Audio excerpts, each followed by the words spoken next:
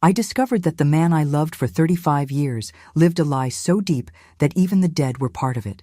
And yet, I found the strength to start over at 67. Good morning, my name is Dorothy Parker. I'm 78 years old today, but my story begins much earlier. If you're watching this video, I want you to know that behind these wrinkles is a woman who learned it's never too late for truth or for a fresh start. Before I continue my story, I'd like to ask you to like this video, subscribe to the channel, and tell me in the comments where you're watching from. It helps me a lot to continue sharing stories like this one. I was born in 1947 in Pine Creek Valley, a town so small it barely showed up on maps. It was a place where everyone knew everyone, where gossip traveled faster than rainwater in a gutter. My family was simple. My father worked in construction. My mother took care of me and my 4 siblings. From an early age, I learned what it meant to be a woman in those days. Obey, take care of the house, prepare to be a wife and mother. It was at a church fair in 1962 that I met Gerald. I was 15, wearing a blue dress sewn by my mother, and he was 20, all elegant in his starched white shirt. Gerald wasn't like the other boys in town. He worked at the only pharmacy in Pine Creek, could read and write very well, and talked in a way that made any girl sigh. When he smiled at me, I felt butterflies in my stomach. The courtship followed tradition, always with my parents nearby, meetings in the square after Sunday Mass, conversations about the future. He told me about his plans to buy the pharmacy one day, to build a good life. And I dreamed of a house full of children, with curtains I would make myself, with the smell of cake coming from the oven when he returned from work. We married in 1964. I was 17. He was 22. Our celebration was simple in the parish hall, with cake made by my Aunt Zelda and music played by a band from the neighboring town. I remember my white dress that had been my mother's, adjusted by the local seamstress. Gerald looked so handsome in his black suit, the only one he owned. On our wedding night, I was so nervous I could barely look him in the eye. My mother had only told me, "Be a good wife, Dorothy. Do what your husband asks." Our first house was small, just 2 rooms that we built gradually. Each brick laid was a promise for the future. Soon came the children. Teresa in 1965, Joshua in 1967, and Martha in 1970. Life was hard, but it was happy, or at least, that's what I believed. Gerald prospered at the pharmacy. He was respected in town, invited to all the important meetings. In 1972, he managed to buy the pharmacy from old Mr. Johnson. He worked hard Monday through Saturday, sometimes until late, but there was a constant in our life, something as regular as the church bell.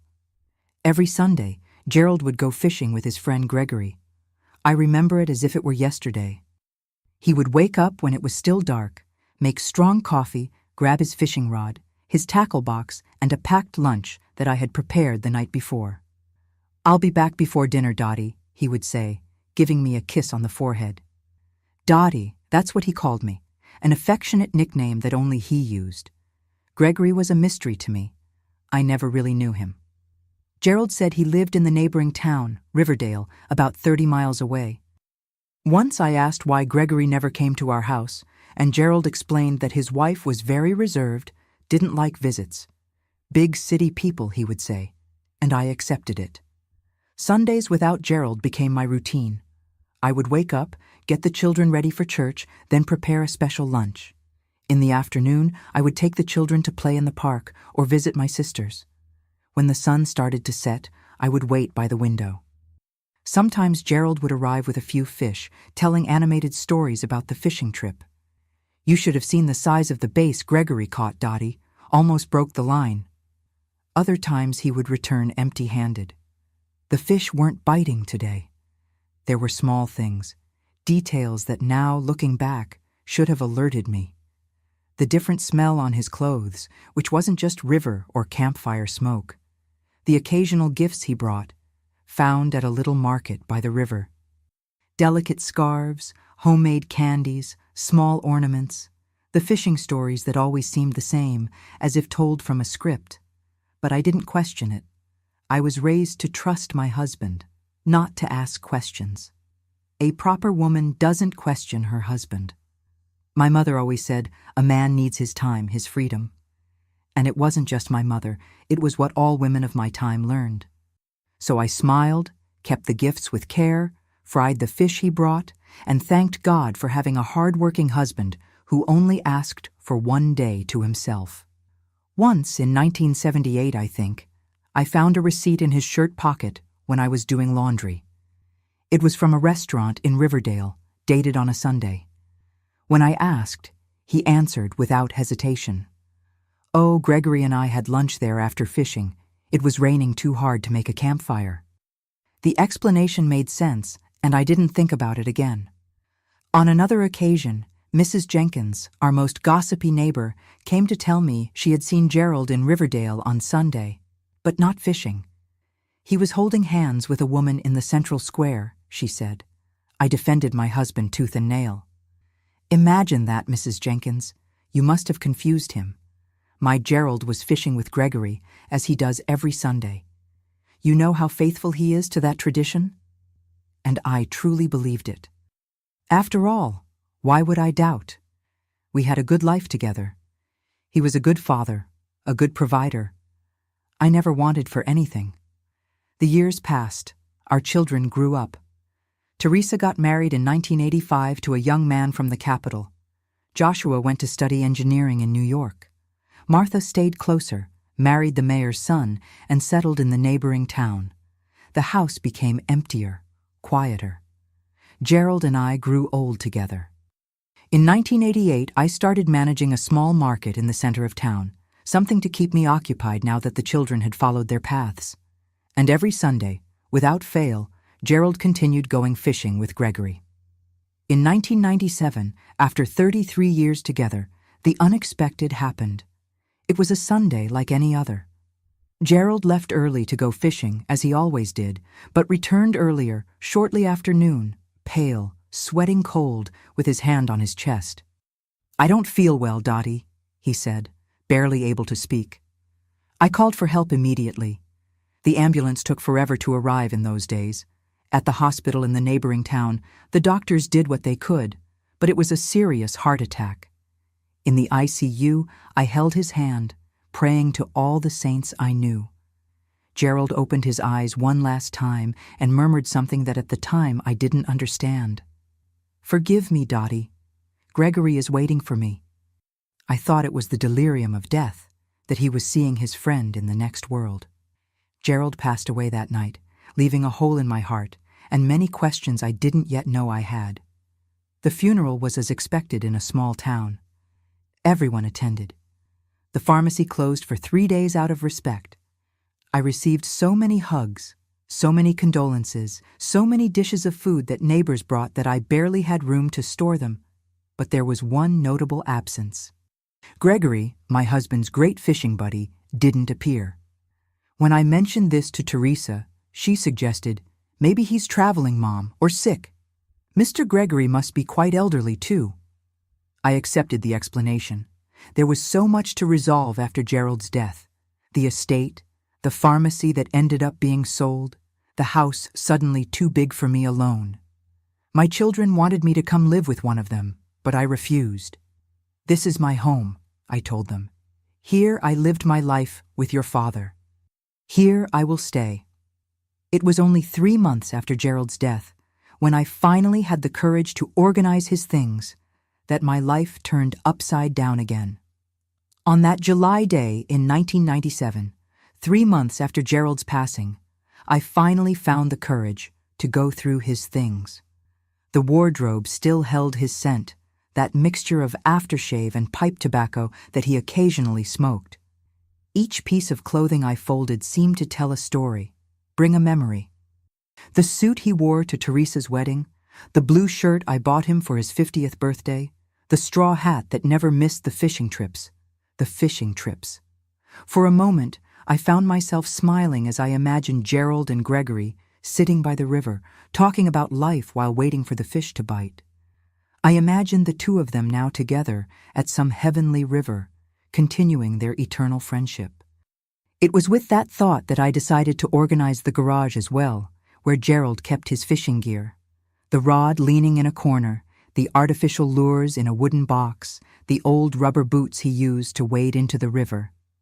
And it was there, rummaging through dusty shelves, that I found a shoebox hidden behind paint cans. It wasn't just any box. It was tied with string and had the word "Memories" handwritten on the lid. I found it curious that I had never seen that box before in all the years we had been together. I blew off the dust, carefully untied the string, and opened the lid. The contents initially left me confused. There were old photos, yellowed receipts, handwritten cards, a small address book, and some other small objects. I took the first photograph. It showed Gerald very young, perhaps in his mid-20s, next to another man of the same age, both holding fishing rods in front of a small wooden boat. I turned the photo over, and there was an inscription.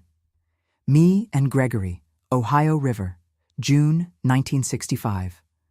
My heart skipped a beat. I finally knew the face of the famous Gregory, a thin man with dark hair and a shy smile.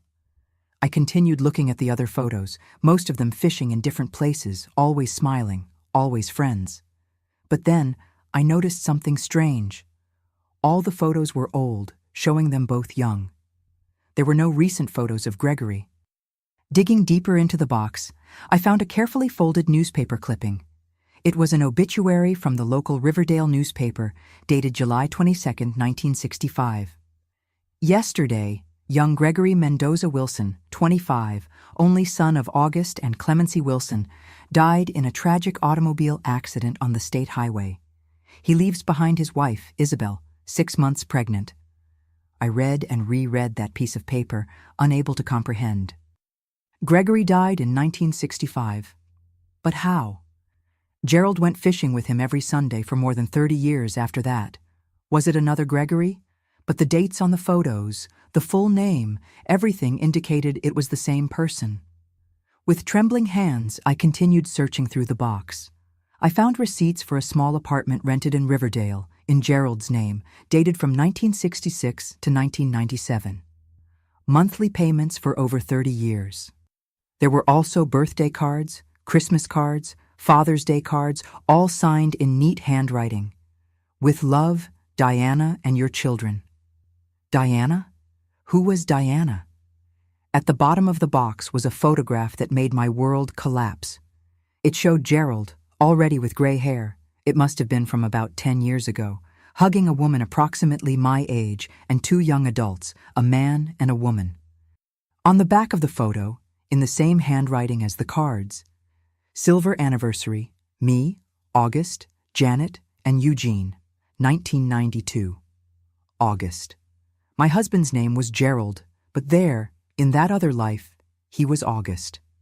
I sat on the dusty garage floor with those fragments of an unknown life scattered before me. The pieces were beginning to fit together, forming an image I never could have imagined. My husband, the man I thought I knew for 33 years, maintained another family and used the memory of a dead friend as an excuse to visit them every Sunday. The tears came hot, mixing with the garage dust. I don't know how long I sat there motionless, trying to process that monumental betrayal. I remembered the Sundays over 3 decades, how I was happy when he returned, how I believed every word about the fishing trips that never happened. How could I have been so blind? I remembered every clue I ignored. The fish he sometimes forgot to bring, the different smell on his clothes, the repetitive stories, the mysterious gifts. And that time, Mrs. Jenkins said she saw him with another woman. She wasn't confused. She was telling the truth. With my heart in pieces, but determined to know the whole truth, I put everything back in the box, except for the most recent receipt for the apartment in Riverdale. It had an address. Oak Street, number 47, apartment 2. The next morning, I put on my best outfit, a navy blue dress I wore to my first grandchild's baptism. I fixed my hair, put on a little lipstick. Looking at myself in the mirror, I saw a 67-year-old woman with eyes swollen from crying so much, but still standing, still strong enough to face the truth. I took the bus to Riverdale with the box of memories in my lap. During the 30-minute journey, I oscillated between anger, sadness, and a strange curiosity. Who was this Diana? What did she know? Was she suffering too, or had Gerald, no, August to her, told different lies to each of us? Riverdale was bigger than Pine Creek, with buildings up to 4 stories high, busier commerce. I walked to the address, a light blue 2-story house on a tree-lined street. Before I could knock on the door, I spotted a woman in the small front garden watering flowers. She must have been my age, gray hair tied in a bun, simple floral dress. My heart raced. Could it be her? "Can I help you?" she asked, seeing me stopped at the gate. I showed her the photo of Gerald that I had brought with me. "Do you know this man?" Her face lit up. "Of course. That's my husband, August. Are you a friend of his? Please come in." August, not Gerald. I entered, holding the box tightly against my chest like a shield. The house was cozy, decorated with simplicity and good taste. On the walls, family photos, Gerald, August, the woman, the 2 children in different phases of life, a parallel life, complete, that existed just 30 miles from mine. She served me coffee in a delicate porcelain cup. "I'm Diana," she introduced herself. "And you? From where do you know my August?" "My name is Dorothy," I replied, my voice firmer than I expected. "And August?" "August was my husband, too." The cup trembled in her hand, spilling coffee on the saucer. For a moment I thought she might faint, but Diana was strong, like me. She straightened her shoulders, placed the cup on the table, and faced me. "What are you saying?" "August and I were married for 32 years. He died 3 months ago of a heart attack." I didn't correct her. "Gerald and I were married for 33 years. And yes, he died 3 months ago of a heart attack on a Sunday." The color drained from her face. "Sunday?" He always went out on Sundays to visit his elderly mother in Pine Creek. He said she was in a nursing home, that she couldn't be moved from there, that she needed him. I opened the box and spread its contents on the living room table. The photos, the receipts, the obituary. I told her about the fishing trips with Gregory, about the friend who had died in 1965, but whom my husband visited every Sunday. As I spoke, I watched Diana's face go through all the emotions I had felt in the garage. Confusion, disbelief, anger, pain. She, in turn, got up and went to a bookshelf. She came back with a photo album. "I met August in 1965. He came to Riverdale for Gregory's funeral, who was his best friend. Gregory was married to my cousin Isabel. At the funeral, August told us he was a pharmaceutical product salesman, that he traveled around the state during the week. We started corresponding. He would visit me when he passed through here. We fell in love. We got married in 1967. He said his work required him to travel Monday through Saturday, but that Sundays would always be ours." As she spoke, she showed photos of the wedding, of the children. Janet, born in 1968, and Eugene in 1970. Photos of birthdays, graduations, always with Gerald. August, present, smiling, living his other life. He always returned home Sunday night, saying he needed to hit the road early Monday. I never suspected. Why would I? He was a good husband, a good father. He worked so hard to give us comfort. We fell into a heavy silence. 2 middle-aged women facing the ruins of lives built on lies. Diana spoke first. "What else was he hiding? Are we sure there were only 2 families?" The question hung in the air like smoke. Indeed, how could we know? The man we loved was capable of maintaining 2 completely separate lives for more than 3 decades. Who could guarantee there wasn't a third, a fourth? We need to search more, I decided. In Pine Creek, at the pharmacy, here we need to know the extent of this. Diana nodded, wiping away tears. "My children can't know yet. This would destroy them. They idolized their father." "Mine too," I agreed. At that moment, something unexpected happened. I looked at that woman, my rival, the other one, and felt no hatred. I saw only another victim, as deceived as I was. Someone who, like me, had dedicated her life to a man who lived divided, who was never completely either of ours. "Would you like to see more photos of him with us?" asked Diana, hesitantly. "Maybe it will help to understand who he really was." I nodded. And so began a surreal afternoon. Two widows of the same man sharing memories, discovering a stranger in common in the subtext of our lives. But what we found next left us even more perplexed. That afternoon in Riverdale, sitting in Diana's living room, the other wife of my husband, I felt as if I were living a strange dream. We spent hours looking at photographs, comparing dates, discovering that while Gerald celebrated our Teresa's 15th birthday, 2 weeks later, August celebrated Janet's high school graduation. Each revealed memory was like a small cut, painful, but necessary. "I want to show you something," said Diana, suddenly getting up. She went to the bedroom and came back with a book bound in brown leather. I found this among his things after the funeral. I had never seen it before. It was a diary. On the first page, in Gerald's or August's unmistakable handwriting, was written, "River Memories, 1965-1997. My heart raced. Would these be records of the supposed fishing trips? We began reading together, page by page, and what we found was beyond anything we could have imagined. It wasn't just a diary of lies. It was the meticulous record of a man divided between two realities. The first entries from 1965 were genuine.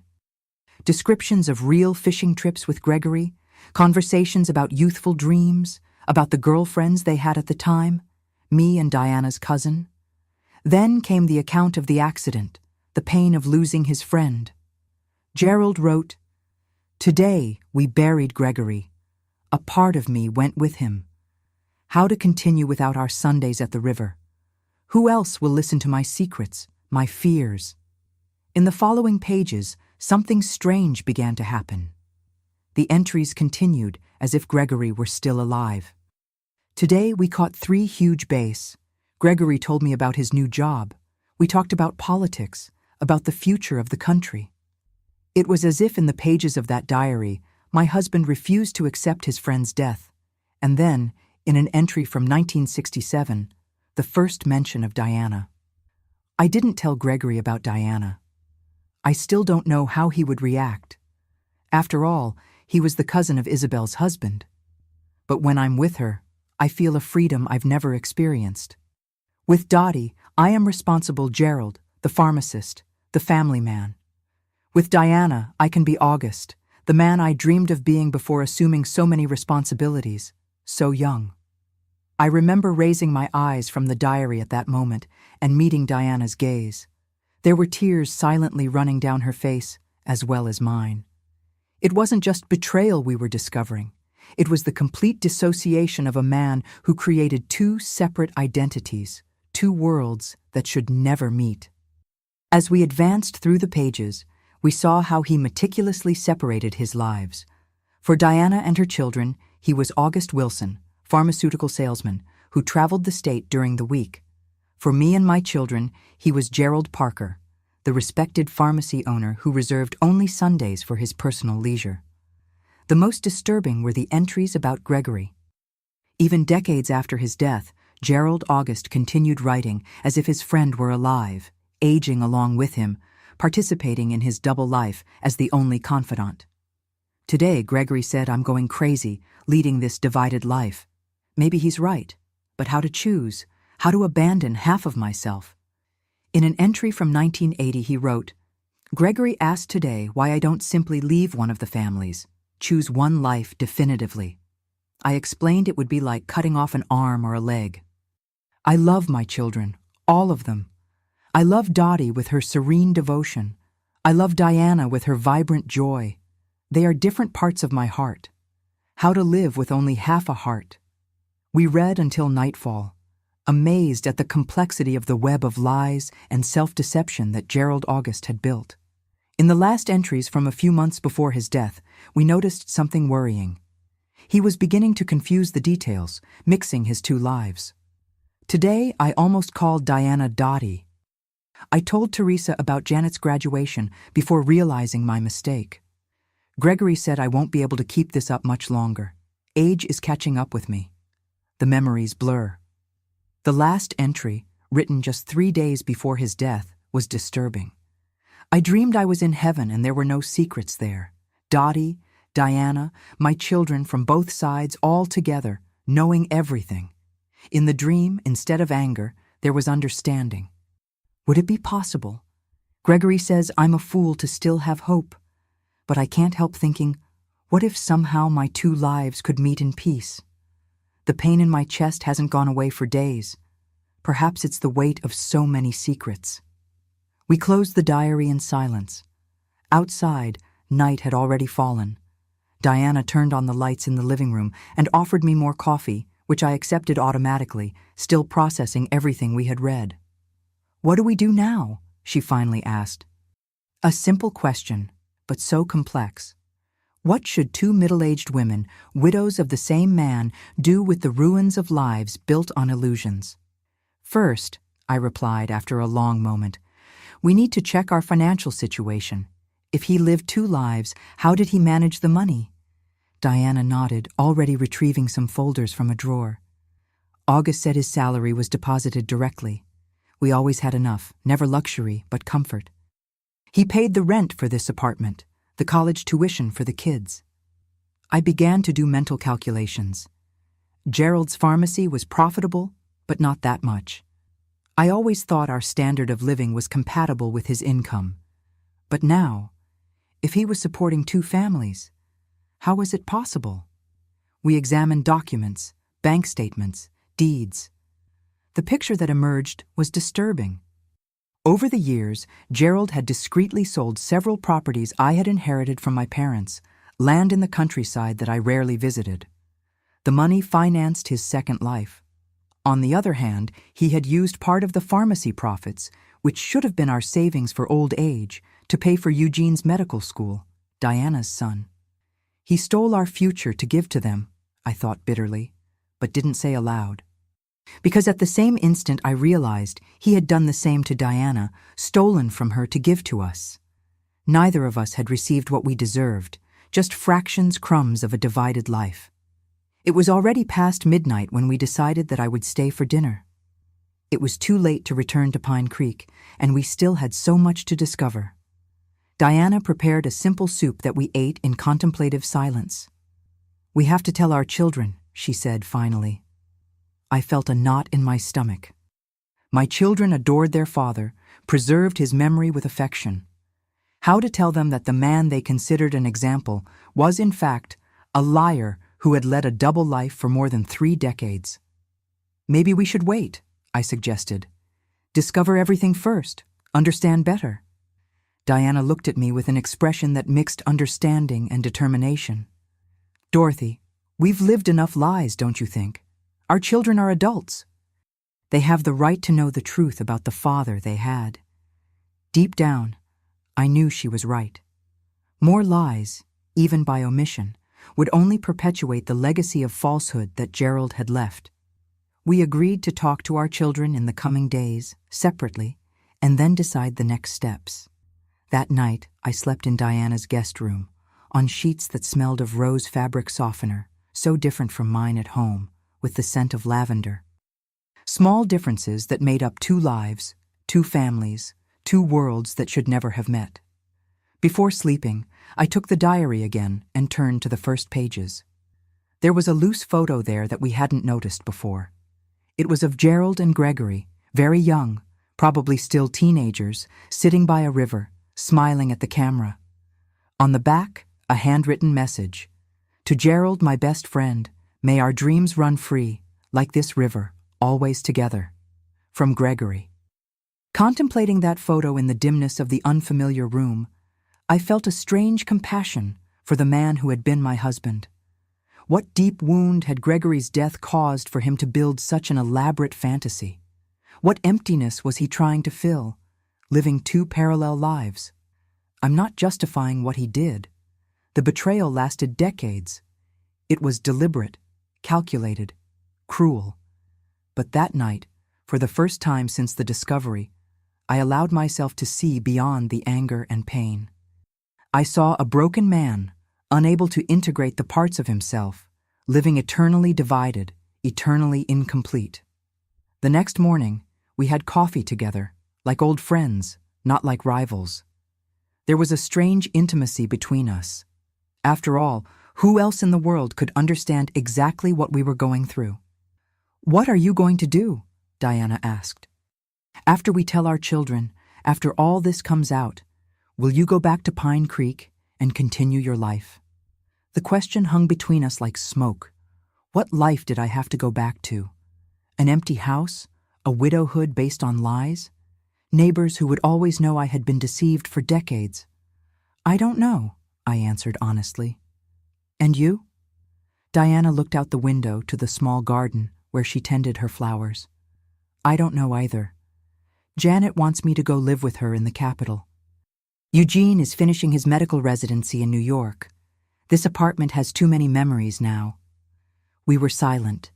Two middle-aged women facing uncertain futures, shaken identities, wounded hearts, but still beating. It was then that Diana said something that would change our lives once more. "You know, I've always wanted to open a small restaurant. Cooking is my passion. August. He always said it was a silly dream, that I should be content being a housewife." I looked at her with sudden interest. Curious, I always wanted to expand the market I manage, transform it into something bigger. Gerald always discouraged me, said it was too much ambition for a woman my age. Our eyes met, a spark of mutual recognition lighting up between us. Had our ambitions, our personal dreams, been threats to the delicate balance of his double life? "I have some money saved," I said slowly, testing an idea that was beginning to form. "Not much, but enough for a fresh start."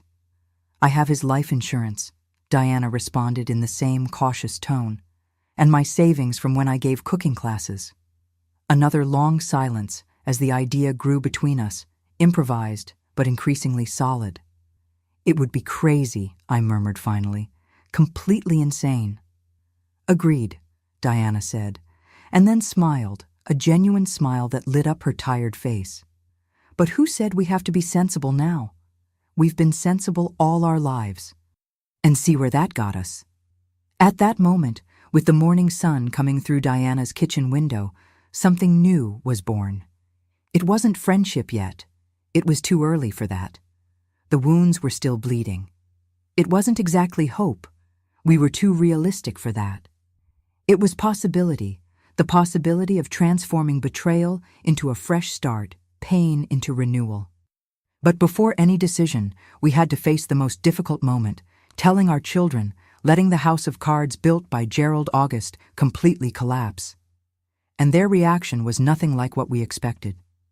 Telling the truth to our children was, without a doubt, the hardest part of this whole journey.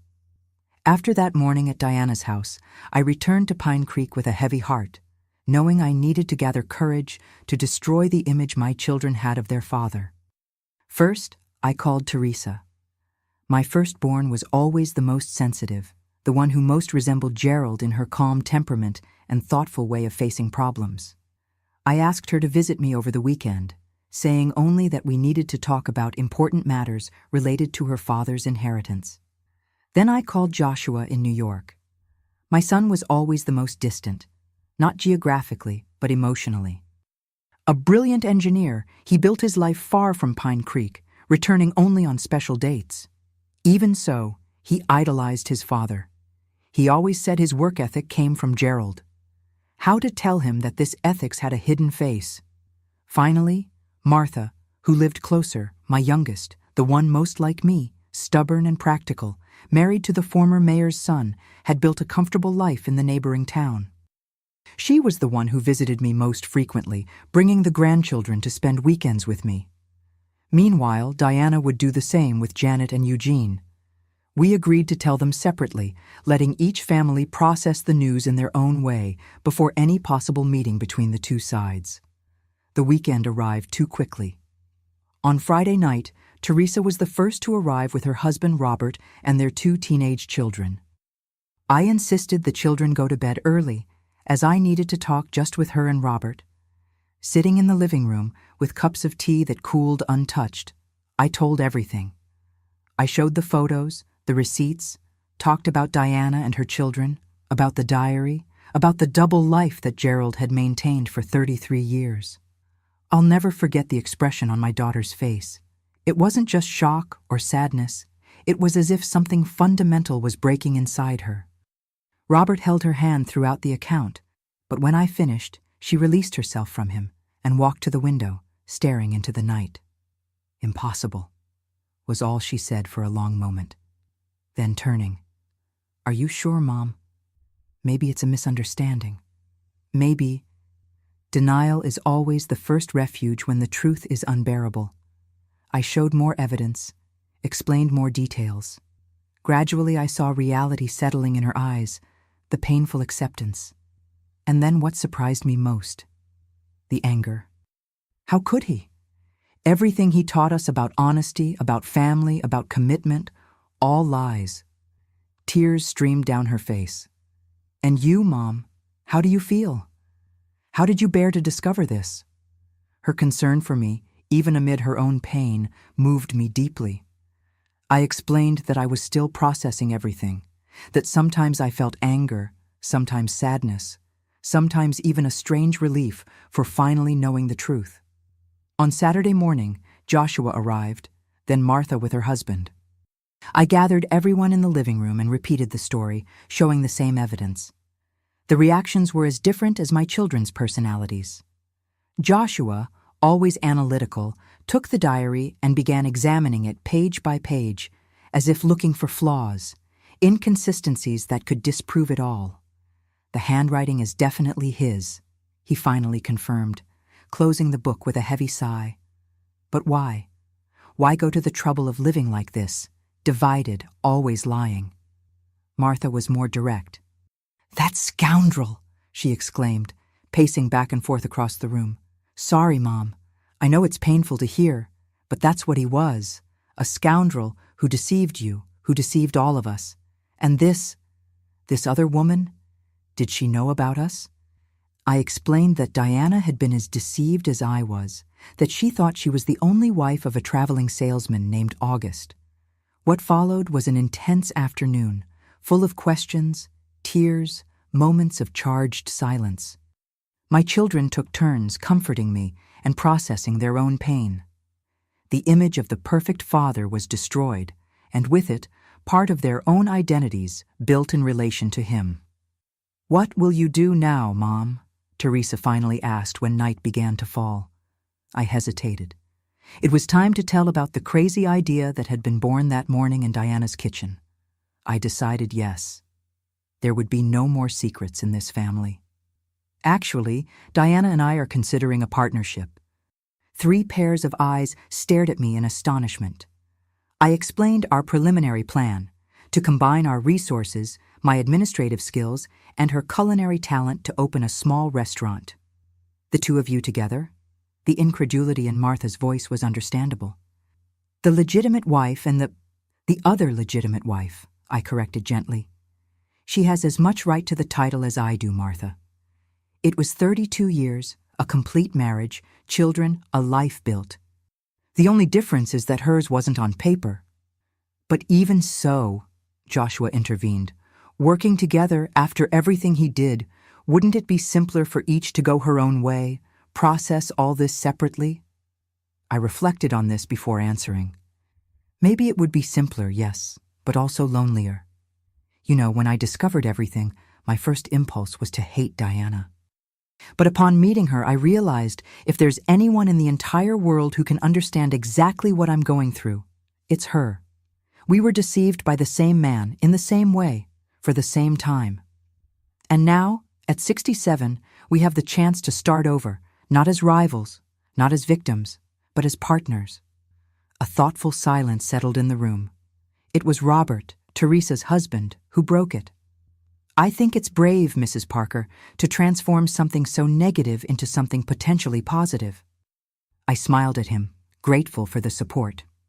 My children still seemed skeptical, but didn't directly oppose the idea.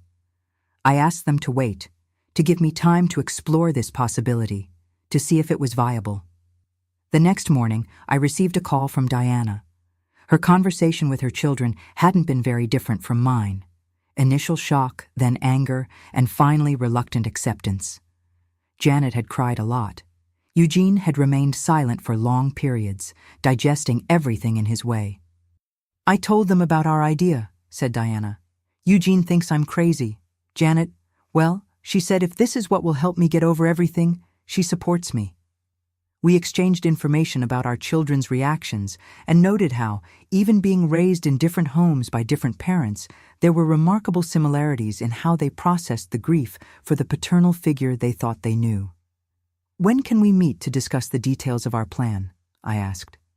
Part of me still couldn't believe we were actually considering this, but the other part, perhaps the braver one, was already excited about the possibility.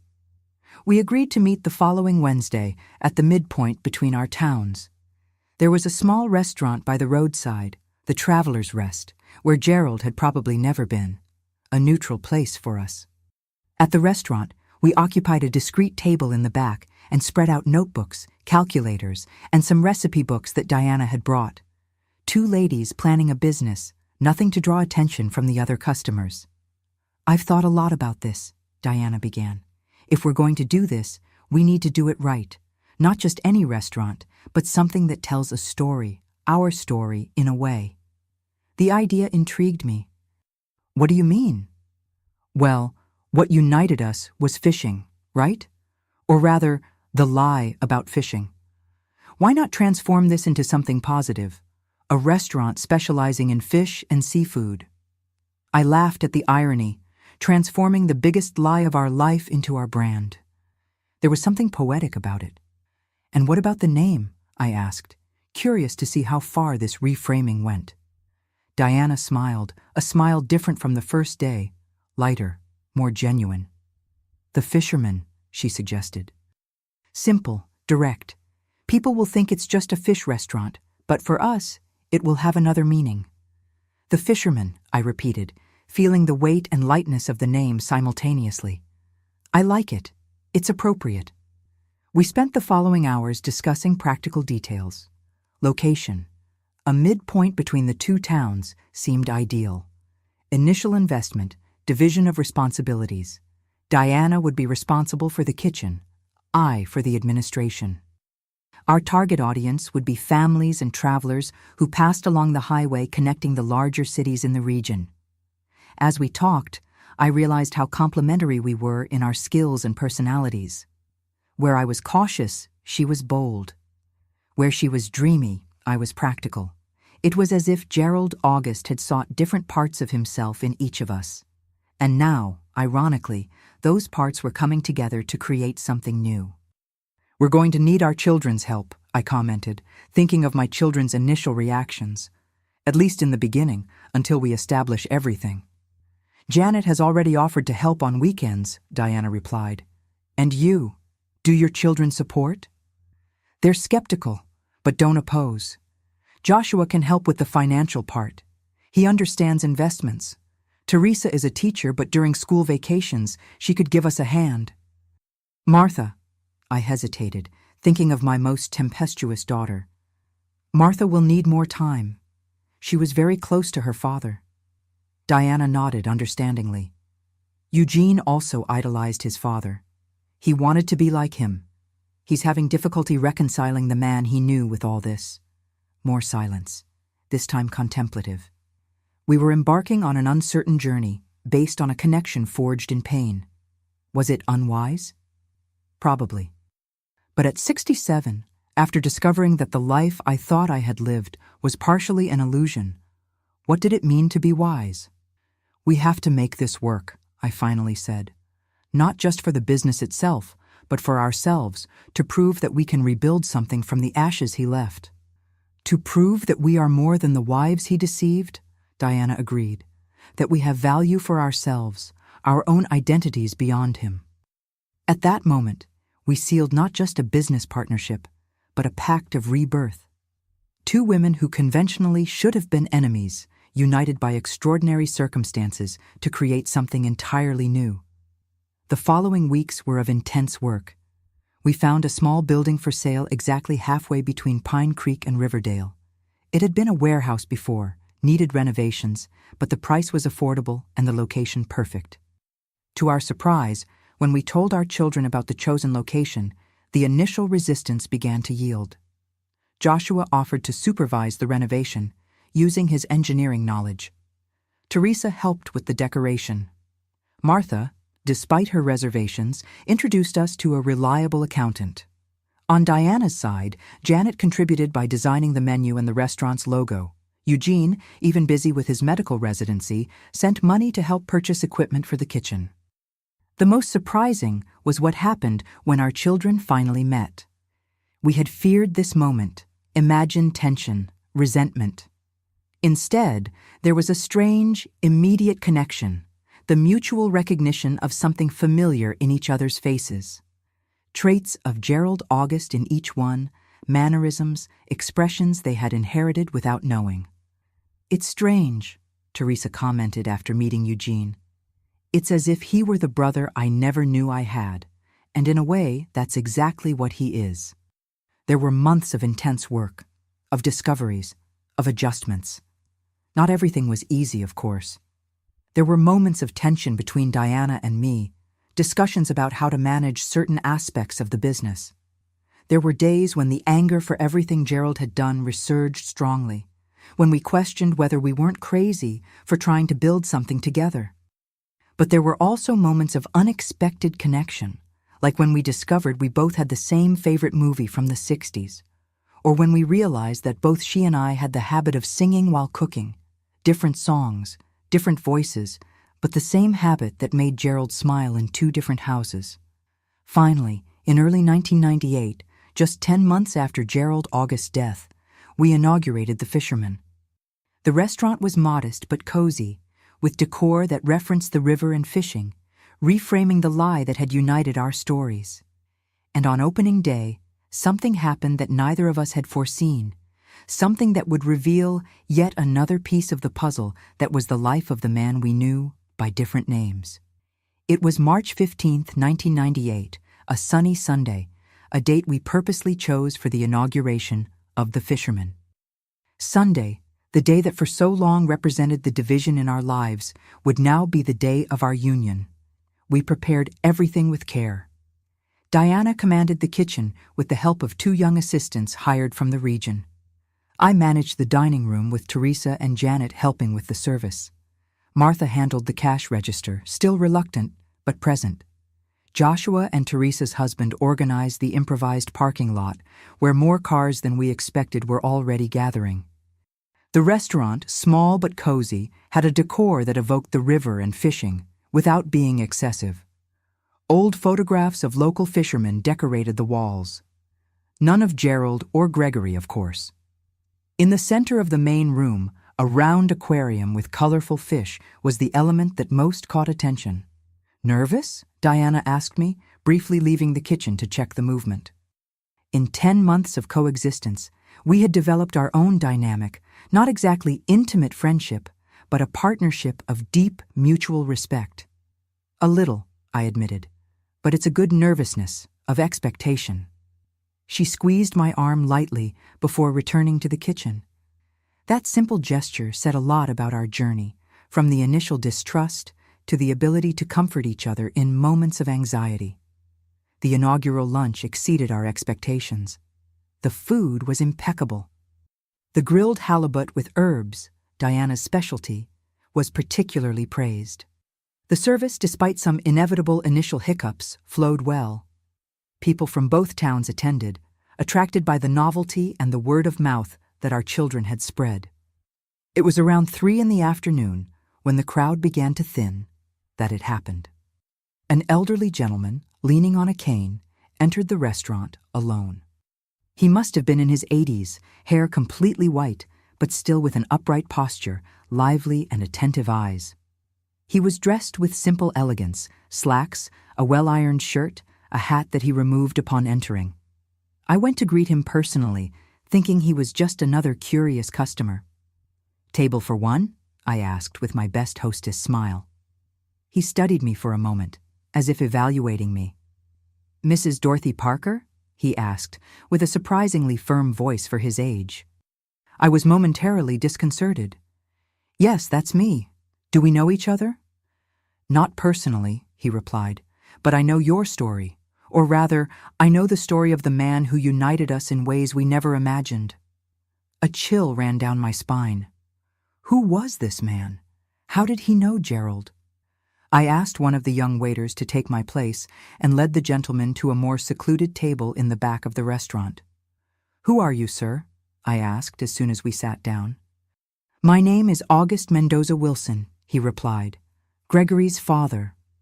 I felt the blood drain from my face.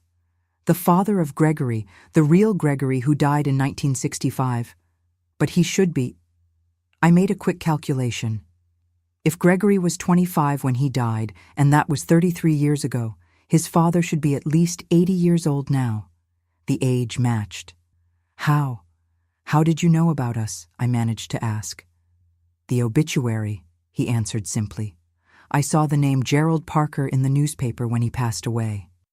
I wasn't sure if it was the same Gerald I knew so many years ago, my son's best friend. But something told me it was. I kept the clipping, but didn't have the courage to seek you out at the time. Then, a few weeks ago, I saw an advertisement for this restaurant, The Fisherman, and the names of the owners, Dorothy and Diana. 2 unusual names together. I knew it couldn't be a coincidence. I discreetly called a waiter and asked him to fetch Diana from the kitchen.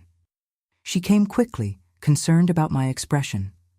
This is Mr. August Wilson, I introduced, watching her pale as she heard the surname. Gregory's father. Diana sat with us, as perplexed as I was. Mr. Wilson observed us with an expression that mixed curiosity and sadness. So you discovered then, he said, not as a question, but as a statement about Gerald's double life. We nodded in silence. He continued, his voice now lower, heavier. Gregory and Gerald were inseparable since they were boys. They grew up together in this region. They would go fishing at the river every Sunday. When my son died in that stupid accident, a flat tire on the curve of the state highway, Gerald was devastated. He attended the funeral, of course, but afterward, he disappeared for weeks. When he returned, he was different, more reserved, more divided. He paused, as if carefully choosing his next words. A few weeks after the funeral, he came to visit me. He said something that at the time I didn't fully understand. He said that as long as he fished with Gregory on Sundays, my son would remain alive. I thought it was just a poetic way of expressing grief, of keeping his friend's memory alive. Diana and I exchanged a look. It wasn't poetry. It was the beginning of an elaborate illusion that would last decades. Did you know about the 2 families? Diana cautiously asked. He shook his head. Not directly, no, but I suspected there was something strange in his life. Years after the accident, I ran into Gerald by chance in Riverdale. He was with a woman and a small child and introduced himself as August. I was confused, but before I could question, he pulled me aside and begged me not to contradict him. He said he would explain everything later. He never did. Another heavy silence settled between us. Mr. Wilson sighed deeply before continuing. A few times in the following years, I saw August with his family in Riverdale. We would greet each other from a distance, but never properly talked. I respected his apparent desire to keep his lives separate, although I never fully understood it. When I learned of his death, many old questions resurfaced. And now, seeing you 2 together, I think I finally understand. Diana served water for everyone, her hands slightly trembling. I took a sip, trying to organize my thoughts. You said Gerald was devastated by Gregory's death, I commented. Do you think that's what triggered everything? The creation of this double life? Mr. Wilson reflected for a moment. My son and Gerald had a friendship that went beyond the ordinary. They shared everything, dreams, fears, secrets. Gregory was the only one with whom Gerald could be completely himself.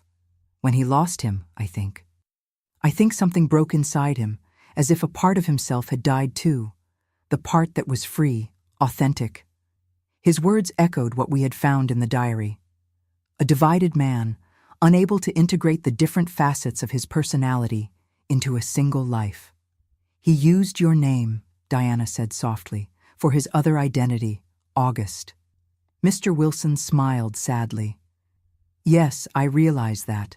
Perhaps it was a form of homage, or perhaps it was easier to build a new identity from something familiar, something close to Gregory.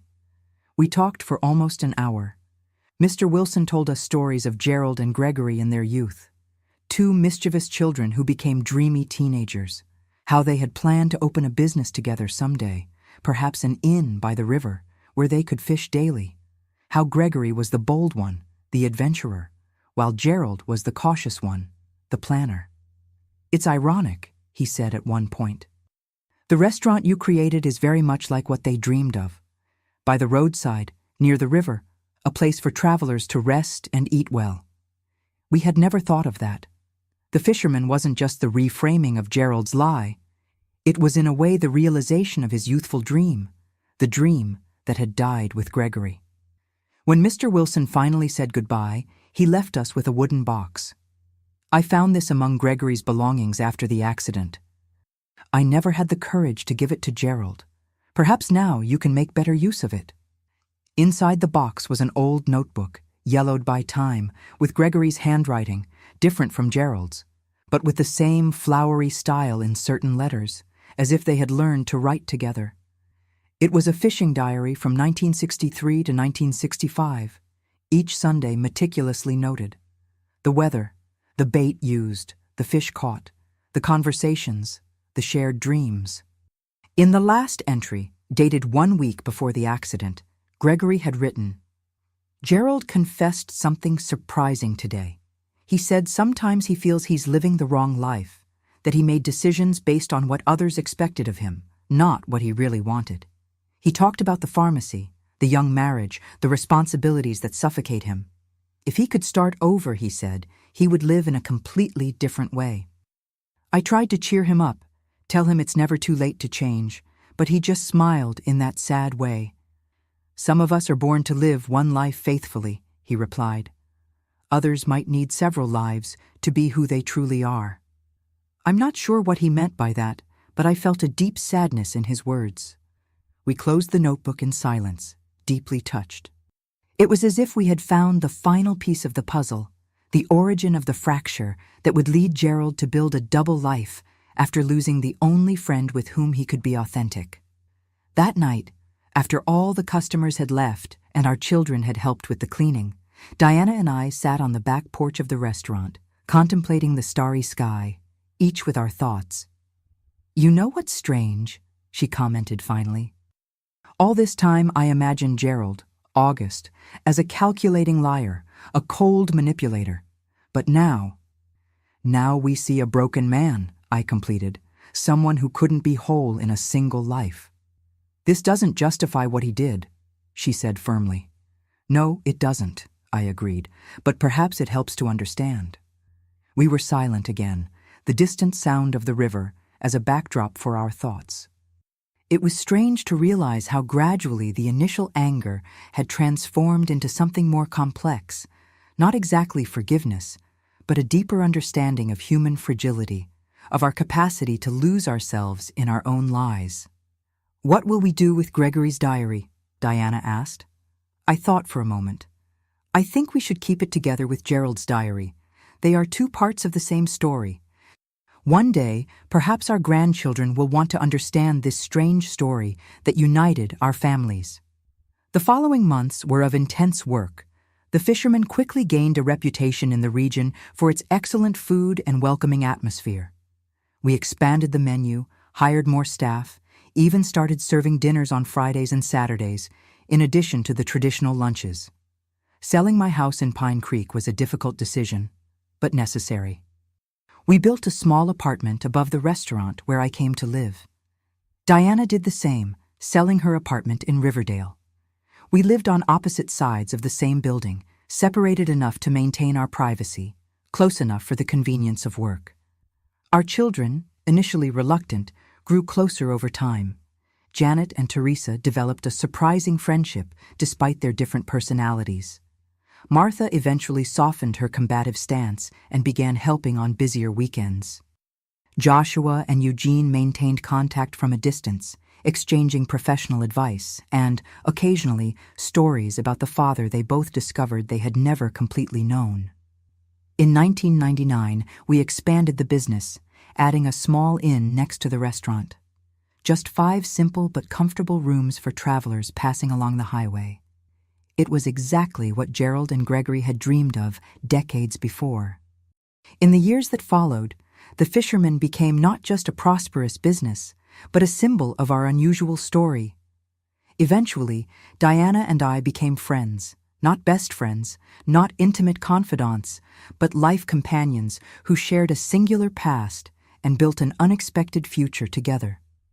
In 2004, at 74, I began to think about reducing my work pace. Diana, 2 years younger, felt the same. Our children were established in their own lives with their families. It was time to think about the succession of the business. To our surprise, it was Janet and Martha who expressed interest in taking over the management of the restaurant and the inn.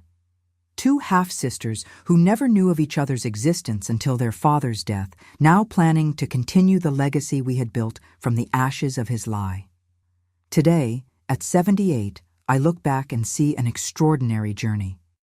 From the confident housewife who believed she had a perfect marriage, to the widow devastated by the discovery of betrayal, to the businesswoman who found a new identity and purpose in middle age. If someone had told me on that day I found the box in the garage that the greatest betrayal of my life would also become my greatest opportunity for a fresh start, I would never have believed it. Often people ask me if I forgave Gerald. It's a complex question. I can't say I forgot or that the pain completely disappeared, but over time I learned to see beyond the betrayal, to see the broken man behind the lies, someone who perhaps never learned to be authentic after losing the only friend with whom he could be himself. And if there's a lesson I learned in this whole journey, it's that it's never too late to reinvent yourself. At 67, when many people already retreat to a quiet retirement, I found a new version of myself, stronger, more independent, more complete than I ever was as Gerald's wife. Diana taught me a lot about courage and adaptability. Together we transformed the greatest pain of our lives into something productive, meaningful. Not for him, not to preserve his memory, but for ourselves, to prove that we are more than the women he deceived. The Fisherman continues to prosper under the management of Janet and Martha. Occasionally, I still help at the cash register or greet special customers. Diana sometimes prepares her famous halibut for special occasions. Our grandchildren grow up knowing this shared story, learning that families can take unexpected forms, that bonds can be forged even in the most unlikely circumstances. And sometimes on quiet nights, Diana and I sit on the back porch, looking at the stars, listening to the distant river, and feel a strange gratitude. Not for the lie we lived, not for the betrayal we suffered, but for the strength we discovered, for the unlikely friendship we built, for the life we rediscovered when everything seemed lost. As I always tell my grandchildren, life rarely follows the script we plan. The greatest challenges can become the greatest opportunities, and it is never, ever too late to begin again. Thank you for accompanying me on this journey, my dears. I hope my story has touched your hearts and perhaps inspired someone who is facing their own challenges. If you liked it, don't forget to leave your like, subscribe to the channel, and share with someone who might need to hear that there is always a new beginning waiting for us, no matter our age or circumstances. Until the next video, from wherever you're watching.